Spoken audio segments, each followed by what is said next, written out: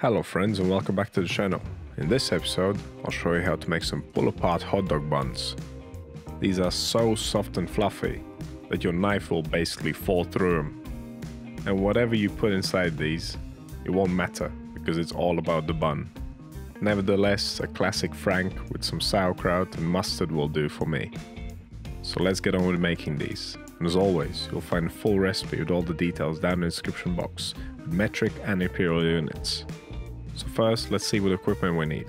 A bowl for mixing, scales, a dough scraper, temperature probe, a little spatula, a brush.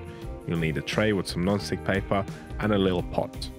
Now for the ingredients, strong white bread flour, you'll need some water, some yeast, salt, sugar, soft butter, an egg white, and an egg yolk. We'll also need some milk, which I unfortunately forgot to film. So first things first, to make these buns super soft, we need to make a roux, also known as a tangjong, which is used for Japanese milk bread. And this recipe is basically a Japanese milk bread recipe, just turned into hot dog buns. It is quite a versatile dough. To make the roux, we'll use some of the flour and the milk. This should not take more than 5 to 7 minutes on medium heat. You want it to be really thick, but not lumpy, so make sure you stir it well. And do keep an eye on it, you don't want this sticking to the bottom of the pan. Now before we can use this, we need to cool it down completely, so I'm gonna get it in a little bowl, cover it up and leave it in the fridge. Make sure you scrape out everything from the pot. The more you leave in there, the more your recipe will change.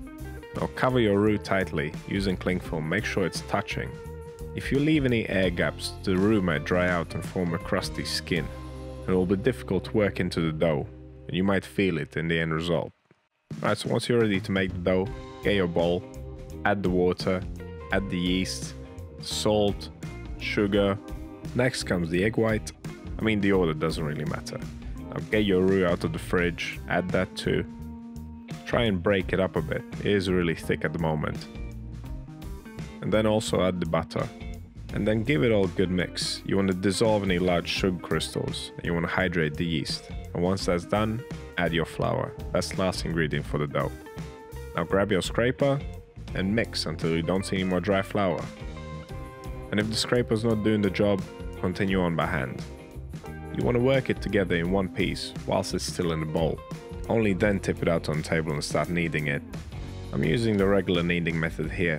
I press down and forwards with the heel of my right hand.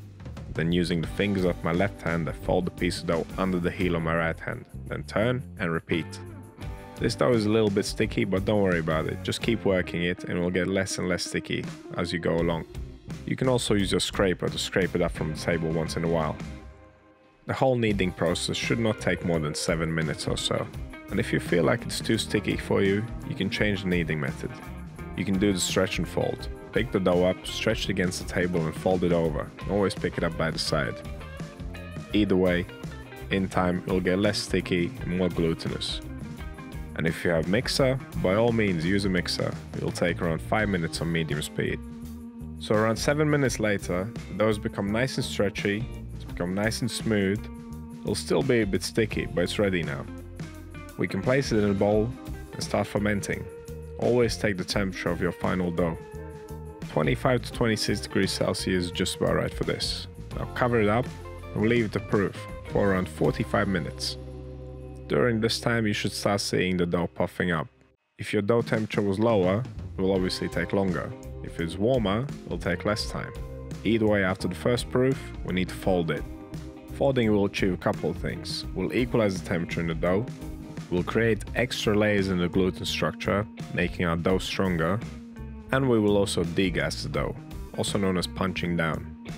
So to perform a fold, first flour your dough because this dough is still a little bit sticky. Then place it out on the table, smooth side pointing down, stretch it out a bit, then fold the edges over the middle, going around in a circle until you reach the point where you started and you have a nice tight ball.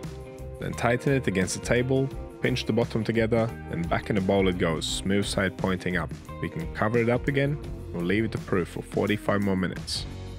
During the second proof, you should really see it puffing up.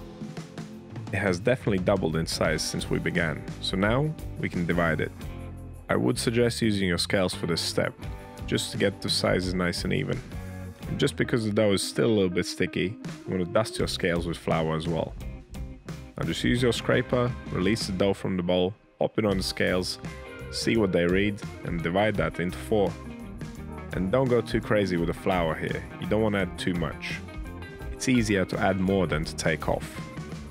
If you have too much flour, the dough will have a hard time sticking to itself, and you won't be able to pre-shape it.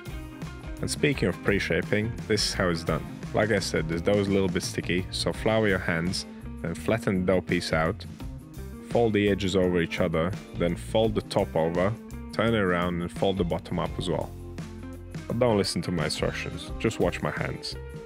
And make sure that the little pieces of dough go inside. That's what the pre-shaping step is for, is to make everything nice and uniform. Once that's ready, cover them up, let them rest for 20 minutes. During resting, the gluten will relax and make it a lot easier for us to shape the buns. And of course they got another 20 minutes to ferment. So to shape them, again, use just a fine dusting of flour, make sure that the dough is smooth side down, flatten it out, then fold the top over, turn it around and fold the bottom over that. Now just tighten them against the table and that's it. They don't need to be very long. They will puff up as they are fermenting.